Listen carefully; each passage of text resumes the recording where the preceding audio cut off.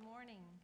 Call to order the School Board of St. Lucie County Special Work Session Meeting for October 27th, 2020. Welcome to all that are with us today and all that are joining us via their computer or their TV. We welcome you to be with us today.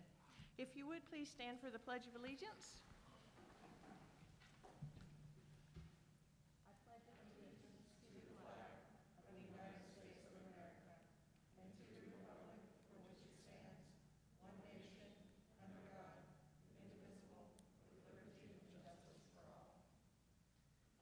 May be seated. We do have a couple of items for board vote this morning. The first one, Mr. Superintendent, I will let you lead into that for us, please, on our resolution. Okay, good morning, and good morning to the board and public and staff members. So we have a resolution this morning to honor Ms. Hilson. This will be her last official meeting, serving, I believe, for 20 years on the school board, and so we have a resolution, and we're going to ask Ms. Harrison to read it. It is my great privilege to read the resolution of the School Board of St. Lucie County, Florida, honoring Carol A. Hilson. Whereas Carol A. Hilson served with honor and distinction as a member of the School Board of St. Lucie County, Florida for 20 years, from November 2000 to November 2020. And whereas Carol A. Hilson brought to this board a unique insight and knowledge that came from her personal experience as a parent, teacher, child advocate, and respected community leader. And whereas Carol A. Hilson performed her duties in a diligent and determined manner, consistently striving to improve the effectiveness of the St. Lucie Public Schools by fostering a positive relationship between schools and the community. And whereas Carol A. Hilson demonstrated knowledge of and enthusiasm for quality teacher training, higher salaries, safe schools, and the progression of curriculum in all schools. And whereas Carol A. Hilson garnered interest in all facets of the district's operation and sought to enhance the overall quality of the district's performance by focusing on the importance of early learning and equity to increase student learning and graduation rates. And whereas Carol A. Hilson provided leadership and support for quality child care and educational opportunities, created awareness and support to promote child and family issues such as better health and well-being. And Carol A. Hilson worked to advance educational opportunities and options for all students through her support of continuity and positive transitions within and between early childhood settings, as well as enhancing holistic and integrated approaches to achieve learning and development outcomes. And whereas Carol A. Hilson has dealt with issues and matters that were unpopular in a diligent and determined manner, bringing insight to this work from her years of teaching and as a preschool director. And whereas Carol A. Hilson has consistently shown and modeled strength of character, courage, wisdom, determination, and above all else, an ethical and moral sense of fairness to all concerned in the matters coming before her as a member of the School Board of St. Lucie County. And whereas the School Board of St. Lucie County, Florida should honor and recognize Carol A. Hilson for her distinguished accomplishments on behalf of all children and citizens, and should formally recognize her for her efforts.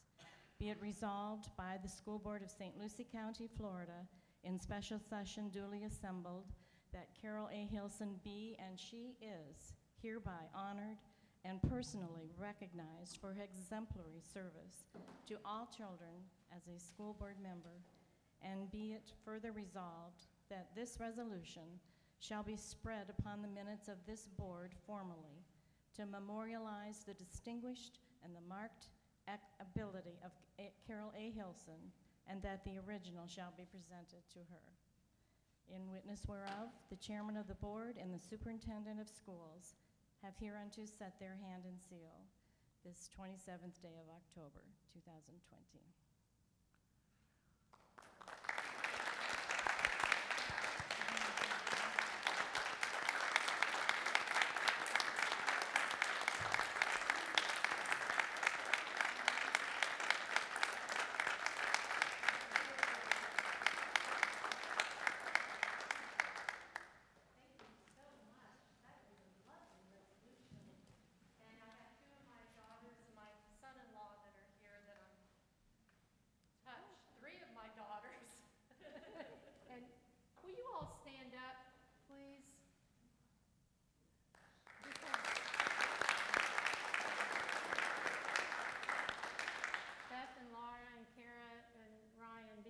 I just want to say briefly, my children, you know, as your children are young and you teach them and they grow up, well, then I realize as you get older, your children teach you. And I've learned so many powerful messages from my children. I am so blessed. And my grandchildren now, I'm learning things from them as well. That they were a very powerful influence for me when I ran for office and were always at my side. It's a tough thing to run for office. It's like nothing else I've ever experienced in my whole life. And so I just want to thank them and thank all of you. Chris, that was beautiful, how you read that with your heart. And I'll still be around. Thank you so much. Ms. Olson, we're going to have, I don't know if you know this or not, we're going to have a reception for you after this morning upstairs. And your daughters and family will be there, and we'll also have the proclamation so we can do some photographs with the family and with the board and give you a nice little event for you. Okay? As long as we're safe. Free of charge. And for the last official act for the proclamation, Mr. Superintendent, could we have your recommendation? I recommend we approve the proclamation to Carol Hilson. Thank you. We have a recommendation. Do I hear Ms. Hensley and Dr. Mills? Thank you so much. All in favor? Aye. Any opposed? Absolutely not. Congratulations, Carol, and thank you again for all of your years of service and the prospect of more years to come in other capacities. Wonderful.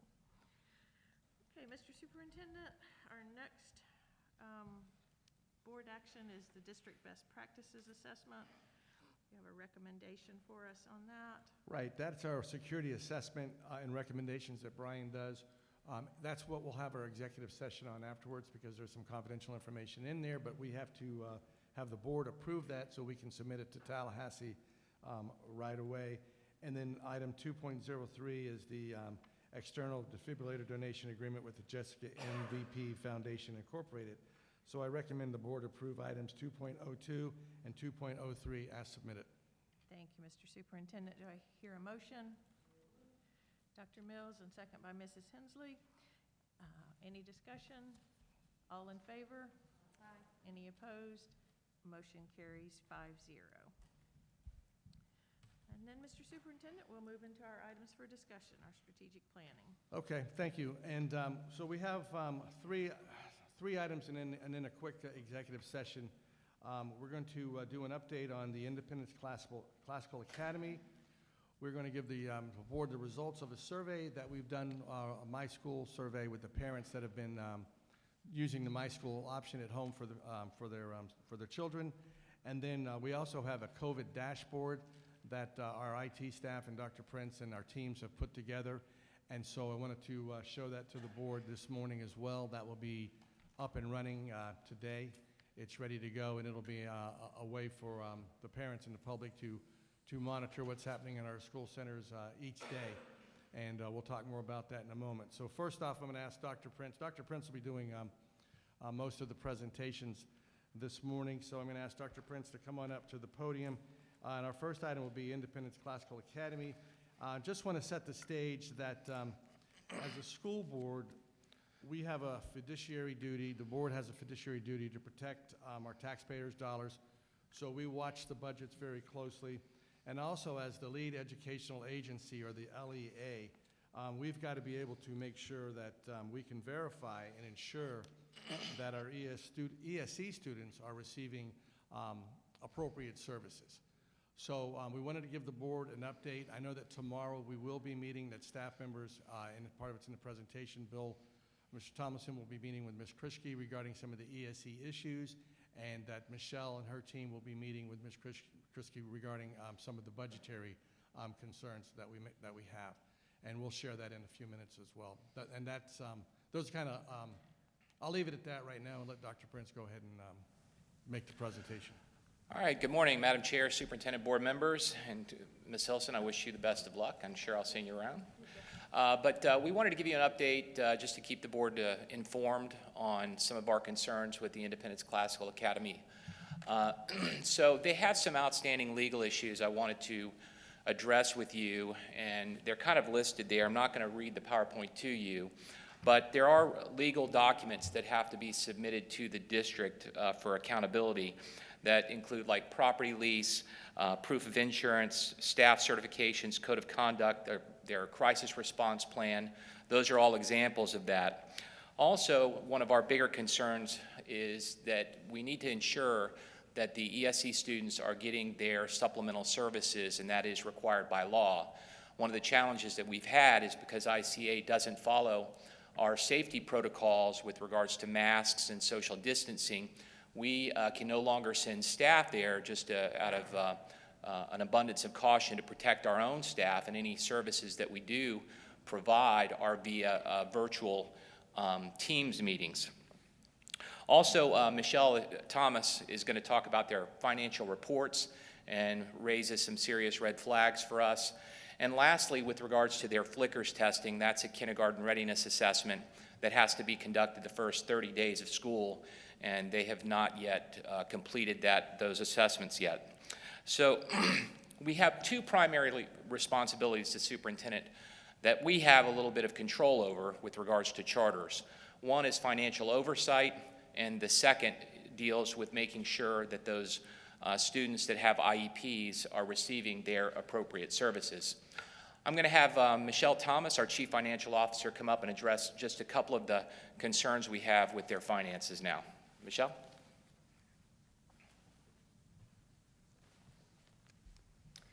Good morning, Madam Chair, Superintendent Gent, school board members, and staff. As we look at their financial statements, these are items that generally just draw up questions. These are questionable items, as Mr. Gent stated earlier. I will be meeting with Ms. Krischke tomorrow, so we will hopefully get some clarification on these. But when I'm reviewing the financial statements, I look for things that stand out and cause me to ask questions. One of the items is their FEFP revenue. It's approximately $133,000 higher than what our records show we paid them. As you all know, the FEFP is distributed to us, and then we distribute to the charter schools. Operation of plan expenses. Their annual budget, in my opinion, seems high at $768,000. When I look at monthly activity, as well as I annualize that, there might be some things that are in that budget that I don't know about, but over a period of 3 months, you would expect that most of their activity would be recognized, and you can generally annualize that to come up to a number, and that's what I've done there. Our school administration expenses. When you're looking at the period of time that we're looking at, it's about a quarter of the year, their budget, they've already spent 31%. So if they continue on that path, they would have spent about 120% at the end of the year. So it looks to me like there's a potential that their actual expenses could exceed their budget number. They have some debt service expense, but on the balance sheet, I'm not showing any payables for those. So that just draws up some questions looking at financial statements, as well as no assets and depreciation. And I know that they have loan proceeds from a furniture lease. The next item is their budgeted ending fund balance. It's showing a negative $291,000. There are some things that they have recognized in their actual activity, and they're just not updating their budget appropriately, so they really need to do that so that those numbers are more in line. We're just not confident that their fund balance designations are appropriate. That's as a result from the debt service and some of their liabilities and their balance sheet. So these are just items that kind of stand out to me. I hope to get some more clarification when I meet tomorrow with Ms. Krischke, but just wanted to present these to you as the board. Thank you. Okay, the second area of concern that we had was with regards to ESC. And I'm going to share that with you. So once again, I'm not going to read the slide to you. Currently, the charter school has 25 students that are ESC. I provided basically 2 pages of slides with a timeline of when the school has been contacted, both informally through phone calls or emails requesting information, and also formally through letters from our legal department. Some have gone answered, some have gone unanswered. And the board, we can provide copies of any of those documents if the board wishes. I just did want to say the superintendent mentioned that we did hear back from the school administrators last Thursday, and they're planning on meeting with Mr. Tomlinson tomorrow. We've also requested a meeting with regards to their financials tomorrow as well, with regards to some of the budget concerns. Now, one thing I do want to share with the board, they have pretty much admitted that the ESC students have not received the appropriate services, and as a result, we are going to owe them, or the school's going to owe them, compensatory services based on the lack of providing the services. I guess they didn't have some staff in place. And, Mr. Tomlinson is going to make sure tomorrow that we have a plan to provide those services to the students if they failed to receive those services over the first 3 months of the school year. And once again, I just want to remind you too, I said I think on the first slide that one of the challenges we've had is because of the lack of safety protocols, we haven't actually been able to send our staff over there to provide those services because of the safety concerns. We don't want to put any of our staff members in any kind of a situation that would be uncomfortable with regards to our protocols versus their protocols. I'm going to move on to certification and out-of-field status. Now, we don't have any kind of binding requirements with regards to their staffing model.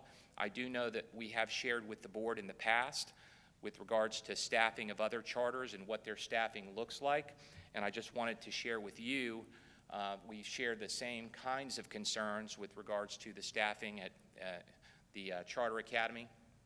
Right now, they have 23 instructional staff members. Out of those 23, only 14 are certified, and they have 9 substitutes. Now, how does that compare to, St. Lucie Public Schools? And I've shared this in the past. 97% of St. Lucie Public School teachers are certified teachers.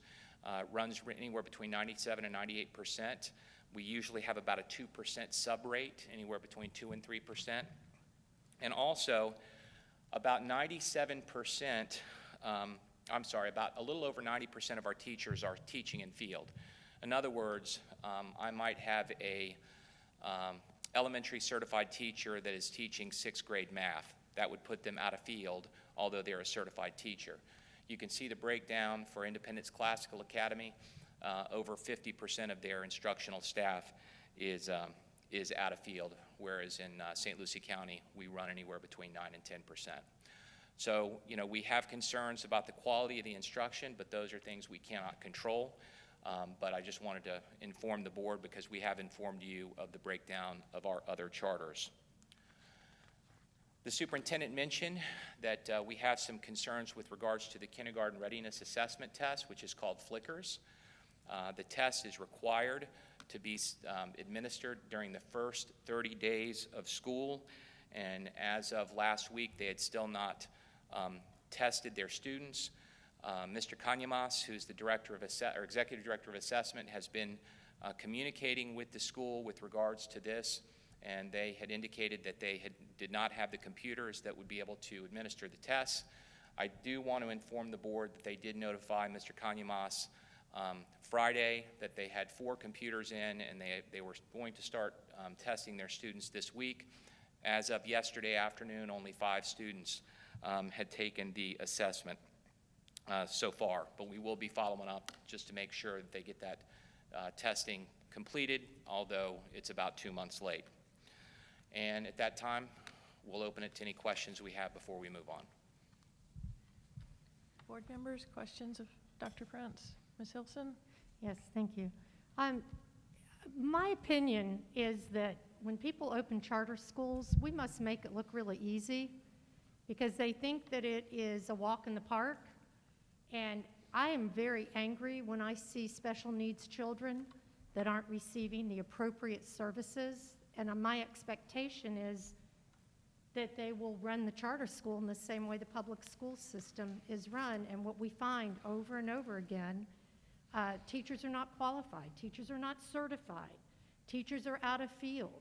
And it's confusing to me that the state of Florida allows one set of expectations for public schools and another set of expectation of charter schools, and we all serve children.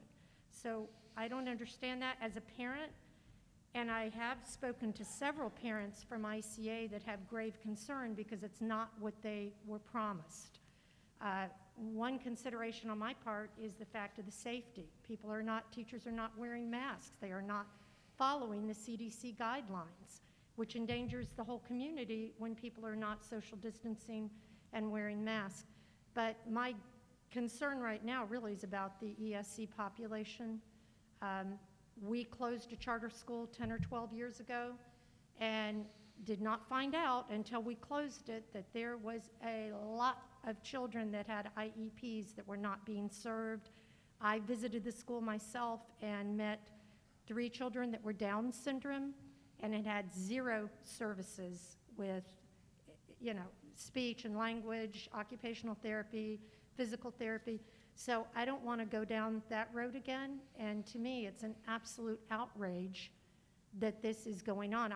Dr. Prince, I appreciate you and your team working through this, Mr. Tomlinson, because we're better than that, and my expectation is higher than that. They're receiving the same money that we receive, and yet they're not complying with even minimal standards for special needs children, and that's just not acceptable. So hopefully you'll find out some more financially and with our special needs population that attend the school. Thank you. Any others? Ms. Hensley? I guess gripe would be that they actually had quite a lot of time to prepare. While their very nice building was being put up, they actually had more than a lot of charter schools did to get their act together and get ready to open. So my real gripe is that they didn't seem to be as prepared as I had assumed they would be to make sure everything was in place when they actually opened, and that they actually understood what the law said about what they had to do. So it may be a miscommunication and lack of understanding, but the law doesn't really care. So I'm hoping that with some assistance that can be rectified, because if we have kindergarten kids, they're not getting they're out of compliance for that. ESE kids are out of compliance for that. Those are huge issues for those children's future. Any other? Mr. Ingersoll? Yes, ma'am. I do have some concerns, but I also want to tread very carefully in the way that we go about dealing with this in regards to the finances, because the school that Ms. Hilson refers to, we had to close it down. It was a hardship on the community. That school reached a certain need of population, and they did an okay job with some of the kids, but some of the kids, they were just missing it, and we had to take appropriate action. We went after another charter school, and I don't want to say go after. We tried to work with another charter school, and they were having budgetary issues, and the next thing we know, a conglomeration is underwriting them and taking over the school. And I would rather have local control before they go out and start selling their school to a conglomeration. So I'm just saying, be careful the way that we go about making sure their funding is. If you've ever opened up a business or something, it takes a lot of capital and you have a lot of incidentals that come up. So I understand the budgeting issues. I know that we're, as elected officials, responsible.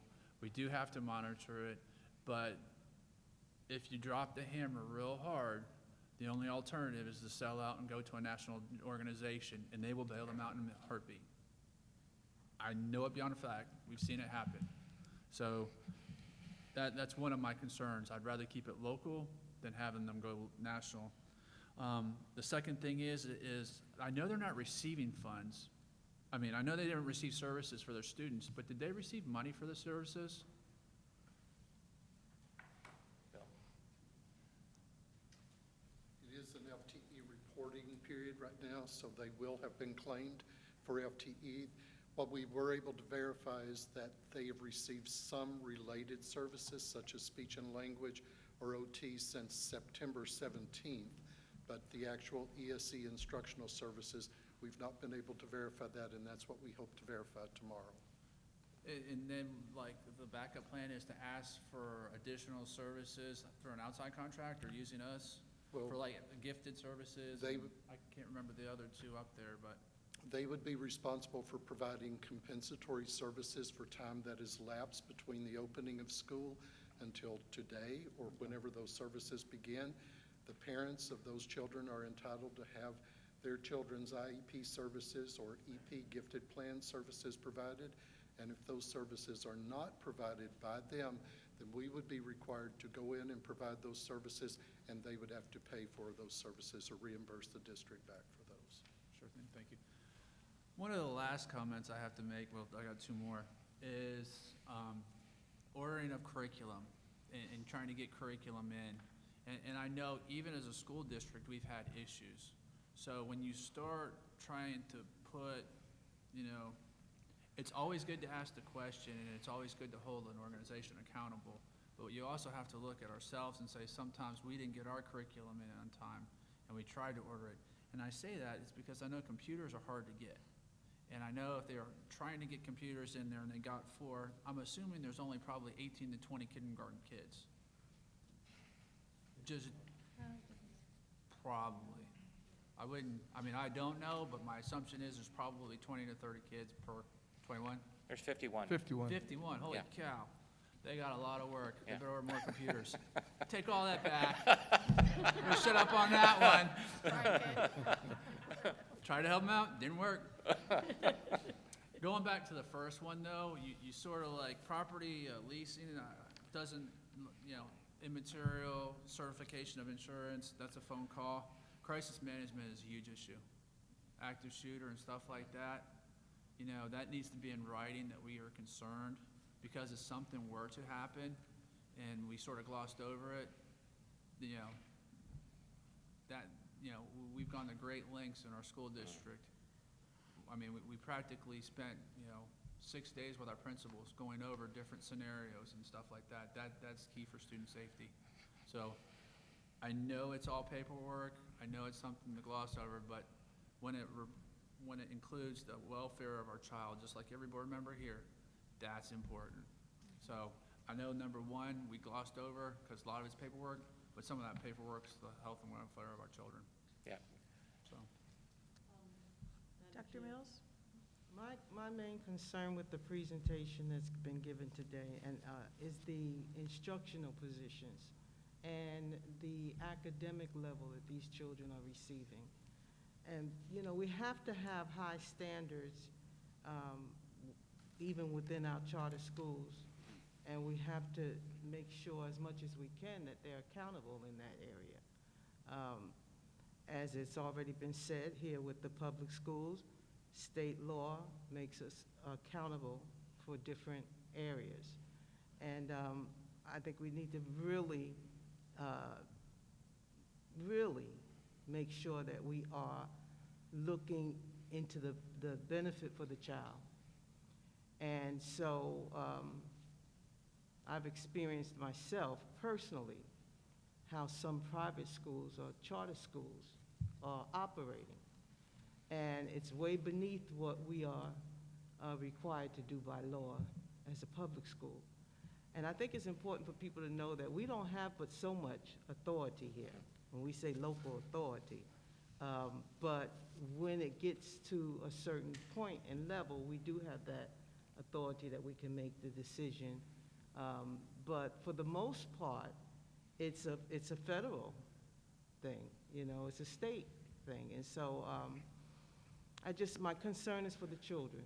And so as we look into the different charter schools within our community, including this one that we're looking at now, I think we need to make sure that we're putting the children first in whatever we do, and that the ESE students they're our students. And all of the students are ours, whether they attend public schools or not. They're our students, they're within our community. And so it is our responsibility to ensure that those students, even if they are not a public school student, that we're keeping our eyes open. As Mr. Ingersoll said, even with the looking at the safety of the kids, we don't want to overlook anything in any area. And I know that we've done an excellent job with overseeing what we can oversee, but there's a lot that we cannot do based on it being a state and federal situation. So I'm glad that we are looking into this more thoroughly, and I weigh heavily on how the children are being taught and how the children, their safety in the situation. And that's just my comments, basically, you know. Thank you, Dr. Mills. Proceed. Okay. So and once again, it's just, the superintendent wants to make sure we keep the board informed on any issues that come up with any of our schools. The next thing I want to share Dr. with you. Prince, before we go forward, ahead, sir. I know that one reason we did this presentation was I know that some of the board members have been contacted by members of the community, and there was some conversations that were occurring. So we wanted to make sure that we were giving you the straight facts as we have them. When we talk about the security and safety, Chief Ruther's team has gone in and done the security assessments. We take everything so seriously. It's this, like Dr. Mills said, they're our children, our community's children. So that has been completed satisfactory, and that's part of, I think, that's going up to the state. So we're doing everything that we're supposed to do on our end. I just think we need to get some clearer lines of communication with the school. I think that's been one of the frustrations from the district's point, that there's been notifications going out and not getting information back. And so this is really an attempt to bring the board up to date to where we are. We'll probably have some more information after tomorrow's meetings, and then I'll update the board again as soon as I have further information for you. 100% agree, but the deal is with a crisis management plan is everyone needs to know what's going on too. So when something happens in our school, the teachers know what's going on, and that's Okay. where I was going with the crisis management plan. Not that I knew we do it on other charter schools and stuff like that, but I'm just talking about throughout the. You can put it on paper, but you have to put it. Yeah, the fidelity of how it's done, Exactly. I can't comment. I don't have that. I don't know. No, but we just do need to ask Yeah. a question. Okay, so the next thing we wanted to share was the My School Online Learning Parent Climate Survey. A few weeks ago, we sent out a survey. The survey window was the week leading up to the second 9 weeks. It was the week prior to October 19th. And we wanted to share on your tables, you have a copy of the breakdown of My School versus traditional students at every school center. And on the slide that I'm sharing with you is basically what's happened over the last 3 weeks, okay? And what's happened is we've had a shift. We were about 54% My School and 46% traditional about 3 weeks ago. And then as we got closer to the 9 weeks, we've had kind of a surge of students that have returned. And I think some of that is attributable to the job that we've done in our school centers with regards to our public confidence and the safety that our parents feel, and the parents can see the safety mitigations that we have in the classrooms, in the front office, at arrival, at dismissal, on our buses with the seating charts. And we've really heavily enforced and made sure that all of our staff members are wearing masks so that the school environment is safe for our students. So our net gain over the last few weeks is about 3,000 students, which is approximately an 8% difference. So I also want to remind the board that the parents, those 3,000 students, or the 4,000 students that moved back from My School to traditional, A lot of those parents took this survey, okay? So a lot of the parents that had concerns, I think, probably put their students or children back into school. So just keep that in mind. So we had about 10% of our My School families complete the survey, which is statistically significant. And I kind of wanted to share with you here, there's only 9 questions on the survey. We wanted to keep it really quick for our parents. And really they're questions around what our parents think are our teachers teaching, okay? Are our students learning? Can our students and parents navigate the platforms that we're using for the students to learn and the parents to follow up on and see how their kids are doing? And also are parents kind of receiving information? So those 9 questions are kind of around those 4 different categories. And you can see it's on a 1 to 5 scale. And those are the questions there. But the parents could basically, 5 being the strongest response and 1 being the weakest response. And I'll pause just for a minute so you can kind of scan the questions. And like I said, the questions are kind of bucketed into, are the teachers teaching? Do parents feel like the teachers are providing live instruction to the students via Teams? Are the students learning? And can students and parents easily navigate the platforms? And are parents getting updated and receiving information about their kids?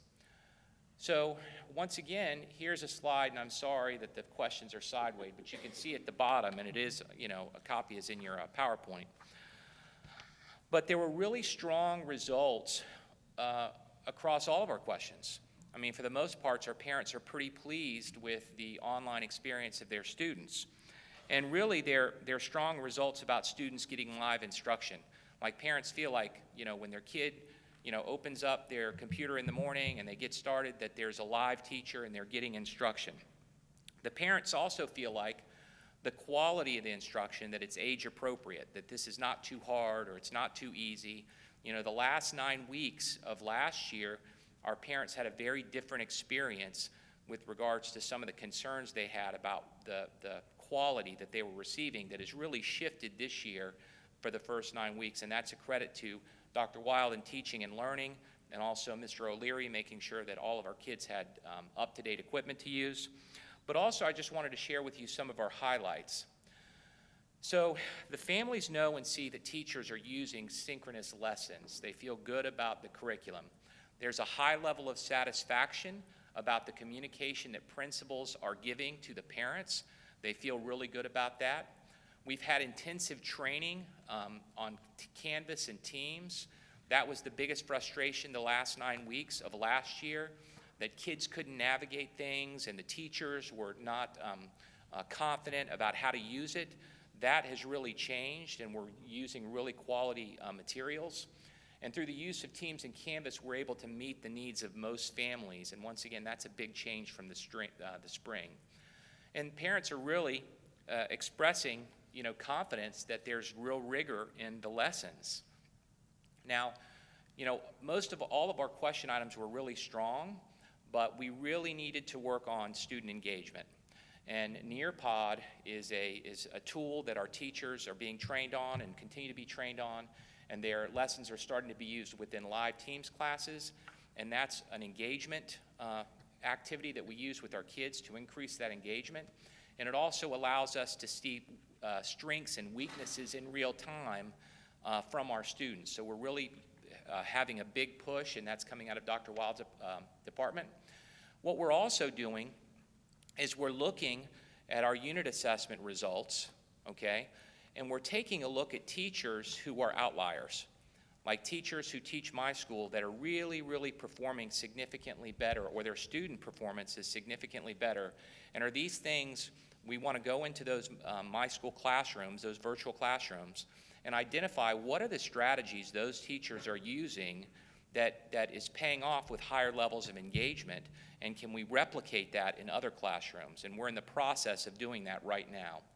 We're also going to be providing a follow-up survey in January, okay, to see have we moved the needle on some of those questions with regards to engagement and parent satisfaction based on what we saw in this initial survey. So basically what we're doing is we're trying to improve in areas that we can improve and strengthen areas that are already strong. And with that, before we move on, I'll take any questions or comments from board members. Board members, any questions or comments on this I segment? have a comment. Dr. Mills? As you were talking about the survey, I am one of those parents right now with my grandchildren, and I get the opportunity to be the teacher assistant twice each week on certain days. And so I'm seeing out of the eyes of the parents. And it's been quite successful for mine, but my concern is for those who do not have that parental support that's necessary for the child to succeed on the virtual level. And my grands are doing very well because they have that support. Sure. We're right there. But for those kids that are more alone, and I can see why many of the parents are also returning their children back to brick and mortar, because it's just too much for them, you know, with all of the other responsibilities, and most parents have to work. And so, you know, it's just crazy out there with the parents trying to keep up, and the grandparents, et cetera. So, but overall, it's going very well. There's been times when we've had breakdowns on the computer, not the computer, but getting into the classroom, you know, but not often, but there has been times. So I'm sure we can even improve even more in that, where there's times when you cannot get into that classroom for whatever reason. But overall, I can be someone to say that I'm right there with the parents in my home, and it's going well. You know, it's going well. And again, to our staff, our administration, you're doing an excellent job. I mean, it is high tech, and it's also high expectations, at least what I've experienced with the teachers we love the teachers. And parents have really gotten a lot out of just the experience of doing what they're doing. So I just want to say kudos to what we're doing up to this point with the virtual, and even with our school system, you know, the COVID rates have gone up, and so we have to be cautious. We have to continue with the practices that we're doing. But overall, we haven't had any huge outbreaks. We've been able to contain the COVID cases and catch them early, and so I'm very pleased with that as well. Thank you for your work. Mr. Gent and administration, thank you very much for what you're doing. Thank you. One of the comments, when you talked about certain students that may not have the resources at home, our schools have reached out to those students and tried to talk to the parents or caregivers to encourage them, if they feel comfortable, to bring them back, because we know there's no substitute for really being in that classroom in front of that teacher. And for some of our children, it's, like you said, it's even creates more challenges. So we have done that and been successful in many of those cases to try to bring the children back in so they can be right in front, particularly the lowest 25%, you know, because the schools and the teachers know who they are better than anyone, and our data will support that as well. So we, you know, that's an ongoing and challenge, but I do appreciate the comments that you've made, because this was kind of like your first trip to the doctor. This was like our baseline data, you know, and then you're going to go back 6 months so we'll do another survey at the end of the marking period, you know, to compare it, and then we'll do each marking period, we'll do a survey to make sure we're hearing accurately from the parents, and then again, you know, adjust what we need to adjust. It's just like, you know, it's just like a physical, and we're data driven, and so we'll continue to do that. But I appreciate your remarks and comments. Madam Chair, if I may, to address Dr. Mills' concerns, the Launchpad, Learning Launchpad, still has places for parents to sign their children up if they don't want them to come back in brick and mortar, but they know that they're not able to provide the oversight that they need. And so all they have to do is call Children's Services Council or anybody that's part of that group and make sure that they get a space that's convenient for them, and then they can have the oversight, have the expertise, but in a very, very small environment without bringing it into brick and mortar. So I think that that may be one thing that would address some of those issues. be in operation? Is We it- have funding right now until the end of the calendar year. We are working on a protocol to see if we have funding to continue if the pandemic continues as it is. So right now, we know we have funding until the end of the calendar year, the end of the semester. But we're going to see if we can make sure, if we can find the other money to proceed. And so there's a collaboration of 5 entities that are working to see if we can find the funding to allow that to continue.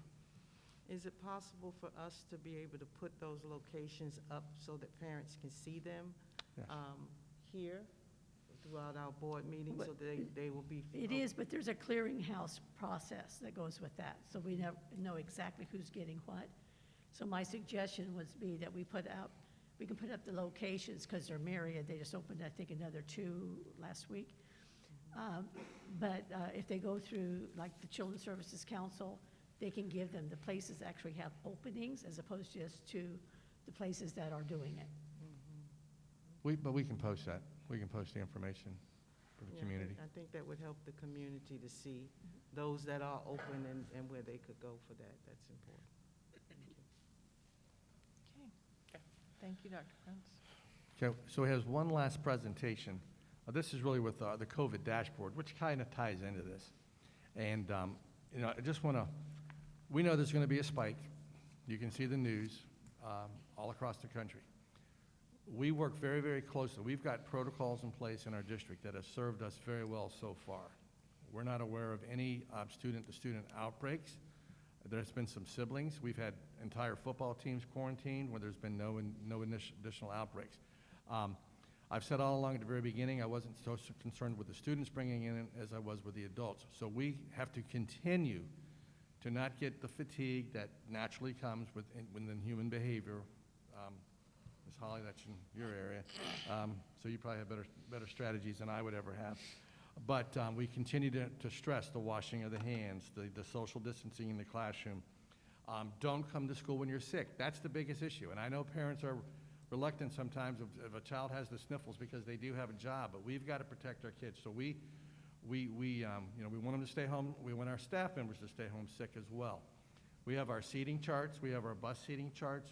So when we've got a nice, the protocols in place are working for us, so that if we have a suspected positive case with a child or with an adult, we're able to do the contact tracing immediately, and as opposed to shutting down an entire school, we're able to be very strategic in what we're doing, and what we're doing is working for us right now. I do anticipate probably a bump because that's just the trend that's going on, and we get that information. We're working very closely with Mr. Sperber in the health department as well, and Bill Tomlinson and Bridget Hartigain work closely as well. It's one of the best moves we made was to bring Bridget over full-time, because it really is a full-time job, and to assist Bill. Bill works with the adults, Bridget works with the students. So we've got a really good protocol in place and a system that's working for us. But what we wanted to make sure, in true transparency, is to make sure that our parents, if they have concerns or questions, we can have the data dashboard that'll be updated daily. I don't want to steal Dr. Prince's presentation. So that's what we're going to do now, is share that. But I want you to know that we continue to remind our principals, we continually to stress the temperature checks of the adults and staff members, just like we do in this building. We do the mask wearing. I do not anticipate, we're going to wear a mask in our school centers, and we're going to continue to do that in St. Lucie Public Schools until, hopefully, when things clear up, we would take a look at that. But right now, I think it's fair to say we're going through the winter break, doing that. There is no intent to go any other direction but to maintain the safe practices that we've been doing, because they've showed us that they're working, and we'll continue to do that and continue to evaluate what we're doing. But we're going to continue to stay the course. But I want to compliment staff. And the communication with the parents, I think, is so vital. And I don't think you're getting very many phone calls as a board. And we handle it, and our school principals have done a remarkable job in the administrative teams in locating students and contacting parents. And recognizing that people get afraid. But if you don't hear, if you see an outbreak at a school, or you hear of a positive case, but you're not contacted, then that means there was really no contact, which is really the 15 minutes over a 24-hour period. So we do follow the CDC guidelines on that. Dr. Prince, have I pretty much done your presentation? Thanks, I'm done. Okay. I'll take your check. But go ahead. I just You wanted to set listened during the stage for briefing. that. No, just kidding.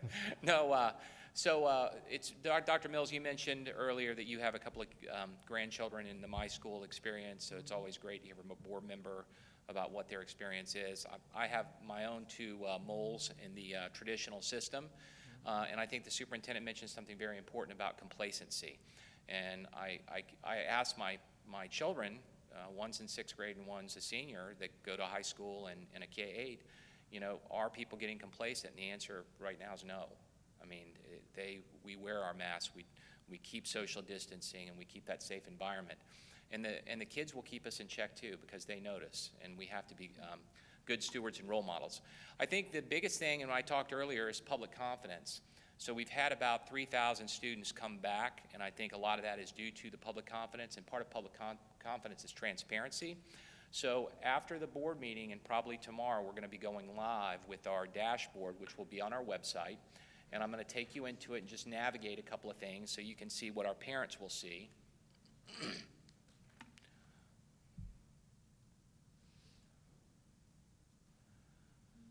So this is our dashboard, and it's going to show our confirmed cases by day of COVID, and parents can navigate. They can look at, you know, students, which is over here.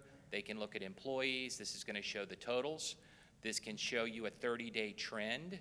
You know, if we saw a spike, we'd be able to see that here. It's going to show all of the schools. I could also navigate and look at only one school if I wanted to.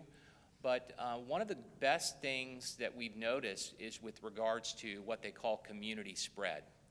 And in our schools, we haven't necessarily seen any confirmed cases of community spread. And let me show you what I'm talking about. So if I only want to look at students, and this goes back from the very beginning of the year, if I were to scroll down here, I would see the very first day of school. And this is going to show you from the start of the year how many student cases we've had by day in our district. So I look on this day, and I'm like, oh my gosh, I had 4 cases on September 15th. Well, if I click on that, it's going to show that that was actually 4 different schools. It wasn't at one particular school. And if I had community cases, then I might see the very next day, I might see some of those schools come up again with positive cases, and I can go up a couple of days and see that they're all kind of different schools, that we're not seeing you know, issues where they're spreading within the school. Now that's attributable to, and this is, I'm going to throw this my Monday morning opinion, with the kind of distancing we're doing within our schools, and also when we have quarantines, the strategic nature where we every single thing in our campuses, they have seating charts. I've got a seating chart for breakfast in the morning. I've got a seating chart for classes. I've got a seating chart for buses. I've got a seating chart literally, and all of those change throughout the year whenever we have new students arrive. So our families at home, most of them are going to be concerned with the student side, but I can, you know, also click on the employees, and I can see here, you know, where we've had employees from the very beginning of the school year, and most of those were literally the first week of school. And once again, we learned from some of our mistakes with regards to making sure our meetings were virtual, not having people in a room together that would need to be quarantined or isolated. And, you know, we've applied all of those lessons learned throughout the course of the year. So this will go live tomorrow, and it's pretty easy to navigate. It doesn't necessarily take a rocket scientist. It's interactive, and our parents will be able to manipulate this. And basically, the turnover is about a day. This is going to run about a day behind because whenever we have a positive case, that has to be entered into Skyward, and as soon as it goes into Skyward, it populates here. And that concludes our presentation. Before we go into safety and security, Mr. Jen, I didn't know if we had any questions before we move forward. So looking at that chart, Dr. Prince, because I can't see the dates from here, but is that all the way up to basically today? We've had 85 cases total? Is that what I'm 85, looking we've at, the had Tennessee 85 total positive employee cases. case? Okay. Students, no, I'm sorry, 55. 55 student cases, and then the difference would be 30. So we've had 30 employees and 55 students test positive. In a system, we have about 40,000 students and a few thousand employees.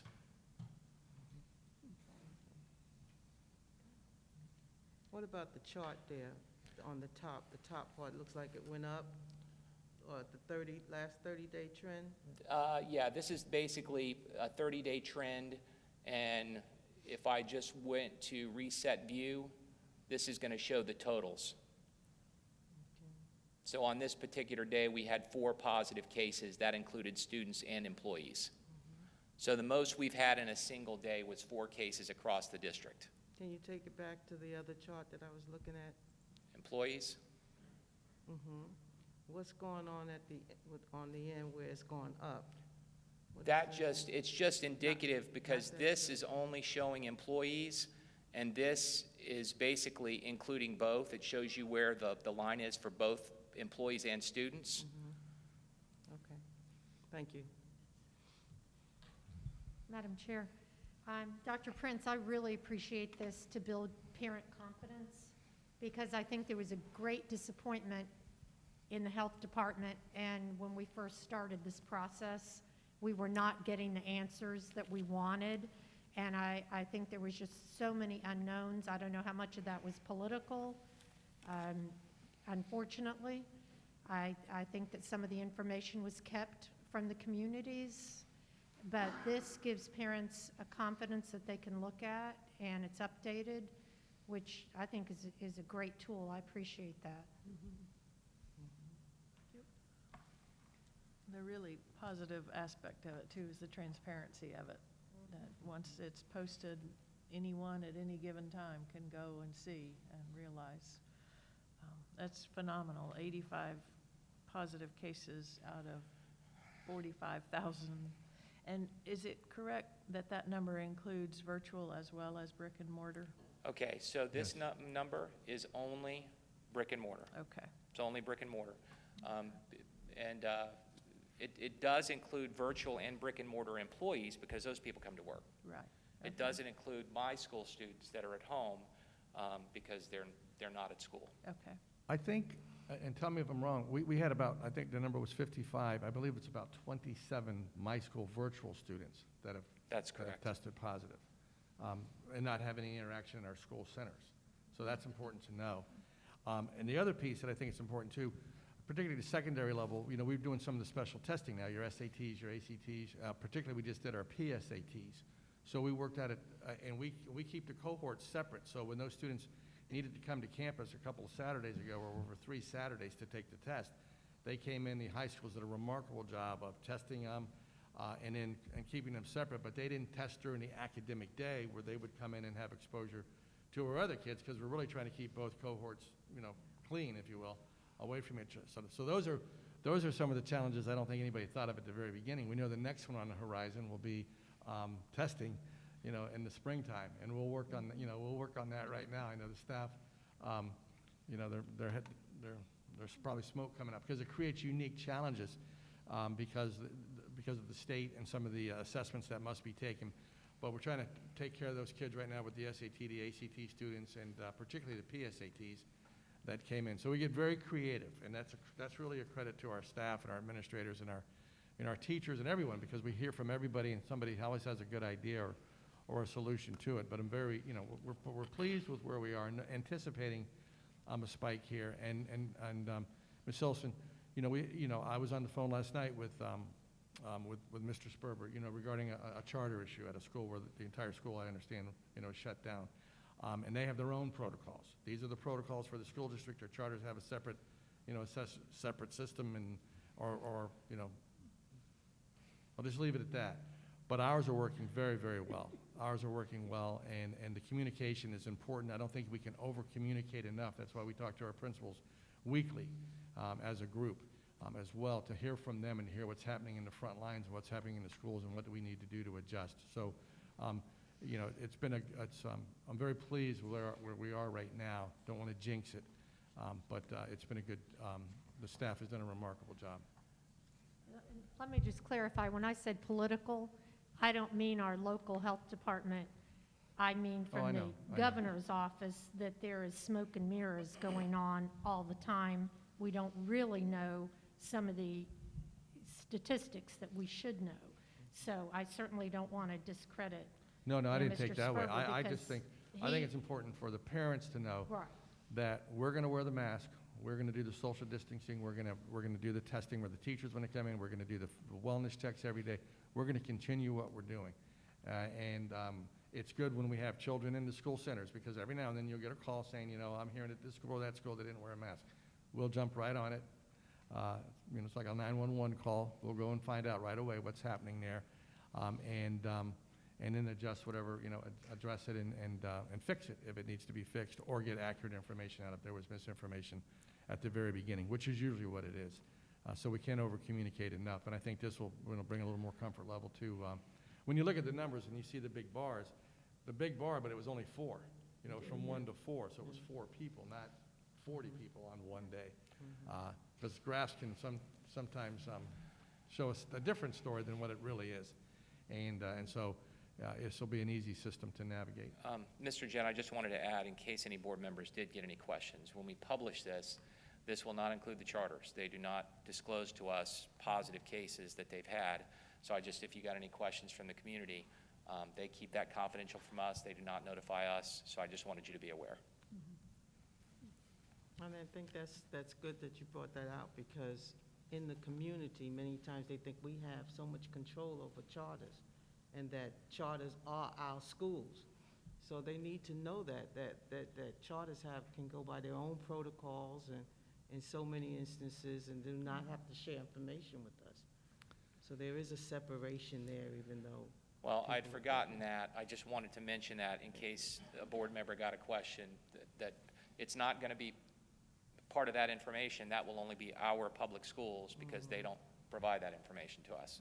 So I just wanted you to be aware. And with that, you know, it's my understanding that a charter school completely shut down last night. And so our concern is siblings, you know, when you do the contact tracing. And that's where we want to know, you know, does the brother go to our school? Because when we contact trace that day. We contact parents that day to come pick children up out of school, or we isolate them.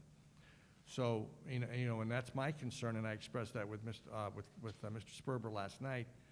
You know, when they do the contact tracing, we need to know right away. There can't be a delay. So those protocols, you know, it's up to them to work with the health department. But it does affect us, because you have children that are siblings, or that may have, you know, through contact tracing, may have hung out with a kid, or been at their house over the weekend, you know, spent the night, or whatever, you know, whatever they've done. So it does affect us, and I think it is. I think it's something that concerns me regarding that we're having that we get that that information timely, so that we can take the steps that we have to protect our kids. And so that's something we'll continue to work on, and I think that's something that has to happen, you know, at the state level as well. We're gonna, you know, and I think it's something we need to maybe even through the legislation going forward. You know, it's just we've got to know that there's confidentiality, and we understand that. But we also need, you know, but we contact trace, and we need to have information right away so that we can protect everybody. That's it for us. I'm sure, I'll turn it back over to the chair, and then we'll. Yeah, well, our next segment, we do need to do in confidentiality because of the safety and security. But before we go to that segment, I believe Ms. Hensley had some comments to share. I do. I have heard on the radio and face-to-face statements made about our staff and our superintendent that I don't want to let go unanswered. We have recognized around the state the strongest school board and the strongest seniors team anywhere. When we have statewide conversations, they say, what are you doing? Will you share? So when someone says, I have no access to the school district's budget or finance, I have no access to curriculum, I have no access to the superintendent because I'm not an elected official, those are patently untrue. Everything is on the web. All it takes is a phone call to make an appointment, and you can speak to any person in this district. The fact that they put that on the airwaves over and over again is aggravating to the nth degree, because it's an absolute patented lie. And I don't want anybody coming up to any of our staff and assuming that what they have heard on the radio is accurate. So that being said, also, I had complained about transportation. I have not seen one bus driver without a mask. I have not seen one child get on or off a bus without a mask. So if they have a concern, it is not our concern. And I have tried to direct them to find out what name is on the side of the bus, because I guarantee it is not ours. Thank you. Absolutely. In our 4 pillars, our 4th pillar is communication, community service, community outreach, and customer service. And so I know it's a political season, but it is irritating that, and you all know me, and the community knows me, and another community knows me where I came from before. And I pride myself on the accessibility of being available. Now, because of COVID, it may be a phone call or it may be a Zoom team meeting, but we're going to chat, and we have our public meetings for the budget, and those that run for office, anybody that's ever reached out, I sit down and meet with them, meet with staff as well, take us up on it, and get accurate information, because what we want to have is accurate information that goes out there. And unfortunately, in political seasons, and I know I'm threading maybe on thin ice here, but I really don't care, because I'm so irritated at it, and I'm so irritated at mistruths and lies and ignorance that comes in campaigns, not only at the national level, but the state and the local level. So I appreciate Mrs. Sinsley supporting our staff, because we know what our culture is, and we've worked very hard on that single district culture, and part of that is the communication. So when people make comments like that, it's really either either ignorance or it's just an out-and-out lie. Is that firm enough? Absolutely. Okay, we will then not officially adjourn, but I will ask to clear the room so that it's just the board members left as Mr. Ruther presents his security updates to us.